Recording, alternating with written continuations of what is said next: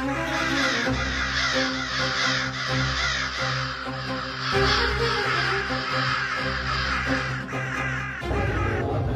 পাখি নয়, ইসরায়েলের আকাশ ছেয়ে গেছে হাজার হাজার কালো কাকে। ইরানের সাথে চলমান যুদ্ধের মাঝেই তেল আবিবের আকাশে এই রহস্যময় ও গা ছমছমে দৃশ্য দেখা গেছে।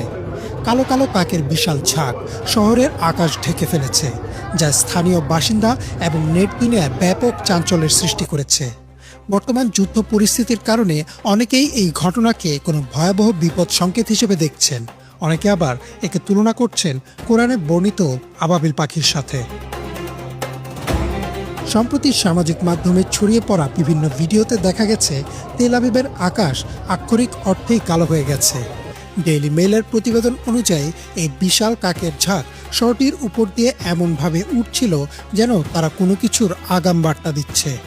সাধারণত শীতের মৌসুমে পূর্ব ইউরোপ থেকে ঝাঁকে ঝাঁকে কাক বা ওই জাতীয় পাখি ইসরায়েলের মতো উষ্ণ অঞ্চলের দিকে আসে, তবে এবারের সংখ্যা এবং সময়টি স্থানীয়দের মনে আতঙ্কের জন্ম দিয়েছে। পাশ্চাত্য সংস্কৃতিতে কাক বা শকুন জাতীয় পাখিকে অনেক সময় হারবিঞ্জার অফ ডুম বা ধ্বংসের বার্তাবাহক হিসেবে বিবেচনা করা হয়। দ্য নিউজের তথ্য মতে অনেক লোকগাথায় কাকের এমন অস্বাভাবিক জমায়েতকে যুদ্ধ, মহামারী বা বড় কোনো প্রাকৃতিক দুর্যোগের পূর্বাভাস হিসেবে দেখা হয়। বর্তমান সংঘাতময় পরিস্থিতিতে ইসরায়েলের সাধারণ মানুষের মাঝে এই ধারণাটি প্রবল হয়েছে যে এটি হয়তো আসন্ন কোনো ধ্বংসাত্মক যুদ্ধের সংকেত। তেল আবিবের বাসিন্দাদের মধ্যে মিশ্র প্রতিক্রিয়া দেখা দিয়েছে। ইকোনমিক টাইমস জানাচ্ছে অনেক ইসরায়েলি একে প্রাকৃতিক স্বাভাবিক নিয়ম হিসেবে দেখলেও একটি বড় অংশ একে অশুভ লক্ষণ হিসেবে মনে করছেন। সামাজিক যোগাযোগ মাধ্যমে অনেকেই একে আধ্যাত্মিক বা ঐশ্বরিক সতর্কবাণী হিসেবেও ব্যাখ্যা করছেন।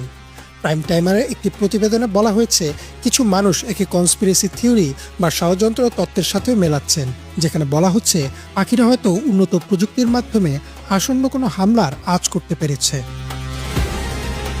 নেটিজেনদের অনেকেই একে তুলনা করছেন কোরআনে বর্ণিত আবাবিল পাখির সাথে। ইসলামী বর্ণনা অনুযায়ী মহানবী সাল্লাল্লাহু আলাইহি ওয়াসাল্লামের জন্মের কিছুদিন আগে বিশাল হাতির বাহিনী নিয়ে কাবা ধ্বংস করতে আসে ইয়েমেনের তৎকালীন গভর্নর আব্রাহা, কিন্তু তার বাহিনী মক্কায় প্রবেশ করলে অলৌকিকভাবে ঝাঁকে ঝাঁকে আবাবিল পাখি এসে তাদের উপর পাথর নিক্ষেপ করে আর কাবা রক্ষা করে। তাই সামাজিক মাধ্যমে অনেকেই এই ঘটনার সাথে জুড়ে দিচ্ছেন ইসরায়েলের কাকগুলো।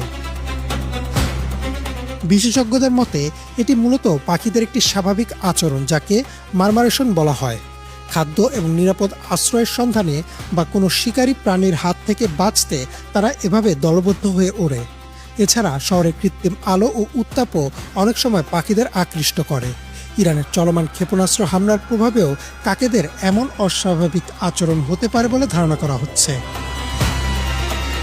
তবে বিজ্ঞান ও যুক্তি যাই বলুক না কেন, মধ্যপ্রাচ্যের এই অস্থির সময়ে হাজার হাজার কাকের এই দৃশ্য ইসরায়েলিদের মনে এক অজানা আশঙ্কার জন্ম দিয়েছে। প্রকৃতির এই আচরণ নিছকই কাকতালীয় নাকি সত্যিই কোনো দুর্যোগের আভাস, তার সময় বলে দেবে। তবে আপাতত এই দৃশ্য তেল আবিবের আকাশকে এক রহস্যময় অন্ধকারে ঢেকে রেখেছে। ইমরান মাহমুদ, বাংলা ভিশন।